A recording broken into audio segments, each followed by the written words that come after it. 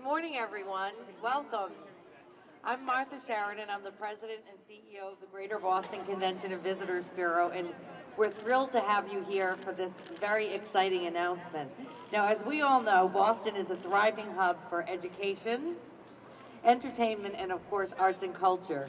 We're home to world-class museums, historical sites, beautiful parks and attractions, and of course, a thriving art scene.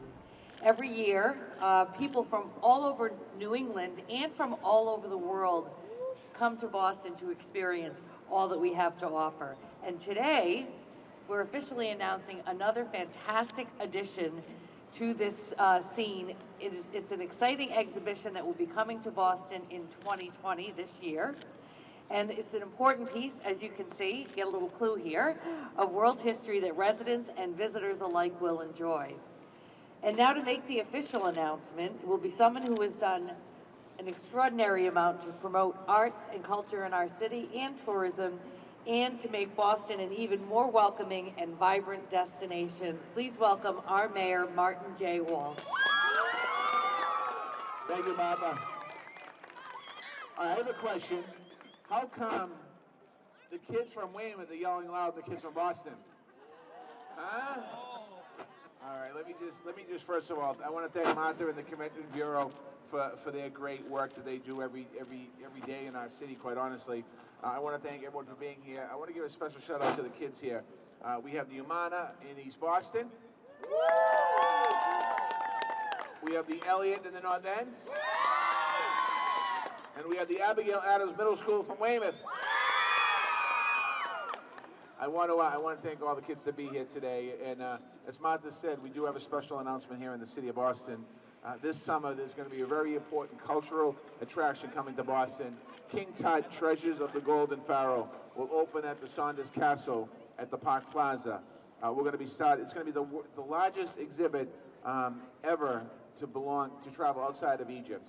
So when you think about the history, I know that the young people that are here, I remember learning about Egypt when I was young in school, learning about all the different cultures that we have. And here in Boston, we're going to have this exhibit. It's going to be amazing. It's going to attract visitors from all over New England, and it's going to be an incredible opportunity for educational resource for our families and our schools. So I'd like to congratulate you. I also want to give a shout out. We have State Representative Danny Ryan from Charlestown here. Thank you, Danny. And a lot of other folks. So a couple things we're going to do today. We're going to invite the students to help me unveil the big news. Then we're going to give tickets out to the students. And then we're going to take some pictures and we're going to hand tickets off. How's that sound? And then we're going to hurry up and get you guys back to class because you're missing class right now, right? And you're wicked upset about it? Yeah, I don't know about that. All right, let's do the unveiling.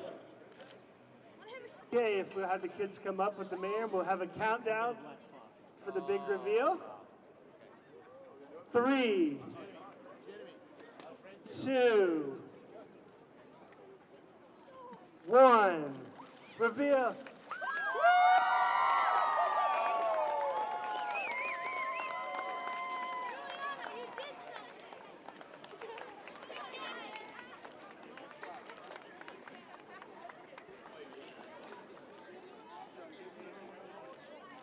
Come up and hand out some tickets.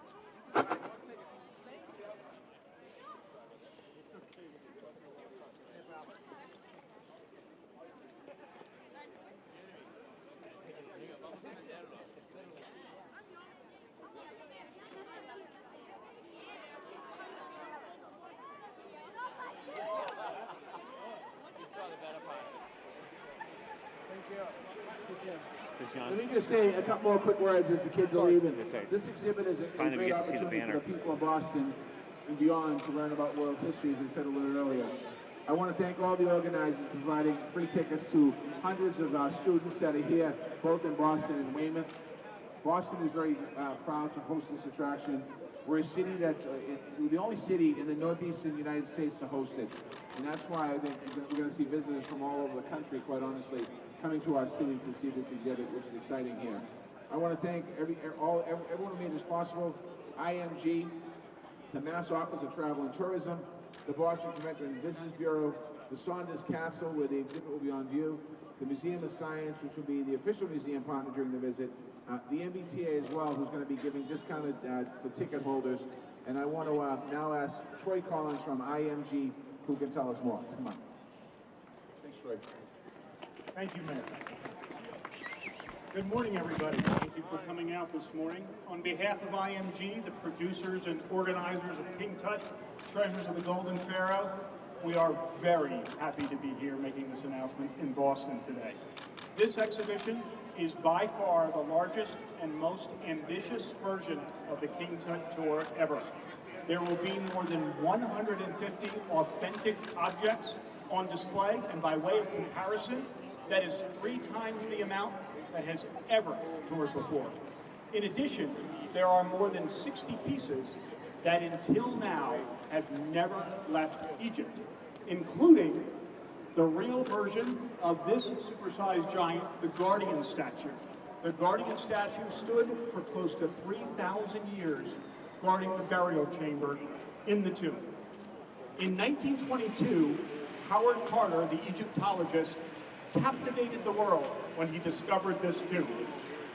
Still today, it is the only ancient Egyptian tomb that has been found fully intact.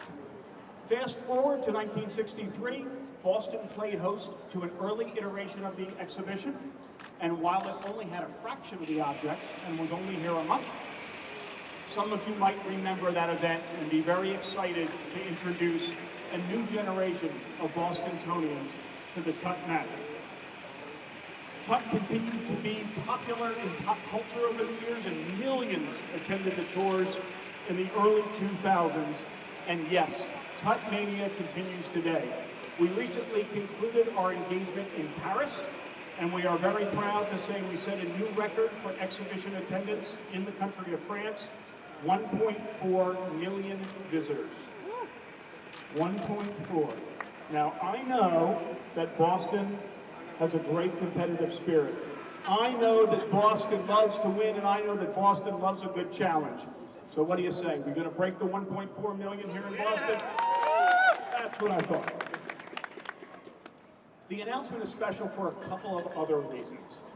This is only a 10-city world tour.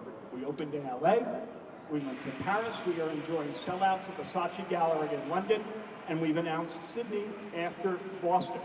But only 10 worldwide cities, and Boston is one of them.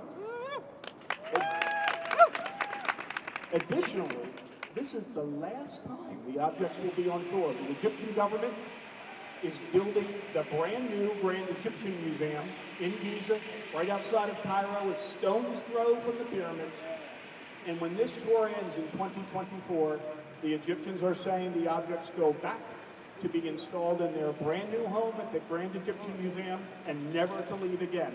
So again, Boston, one of the last chances to see these objects before they go back to Egypt permanently. As you can imagine, a cultural project of this endeavor, size, and scope just takes a great team, but there's a few folks who have been very instrumental to this project here in Boston. As I introduce you, if you could please join me up here, we're going to take a picture underneath our new friend. I'd like to start off with Lisa Saunders, Senior Vice President of the Saunders Companies. Lisa, thank you for allowing us to use the Saunders Castle as our home for the artifacts. The Museum of Science.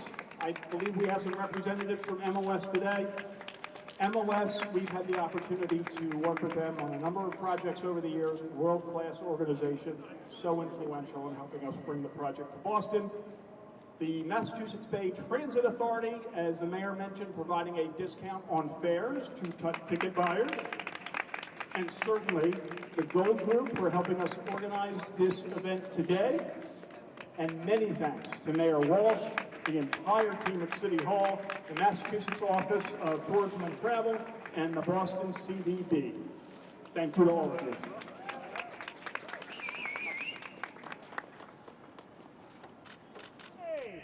Three, 2, 1.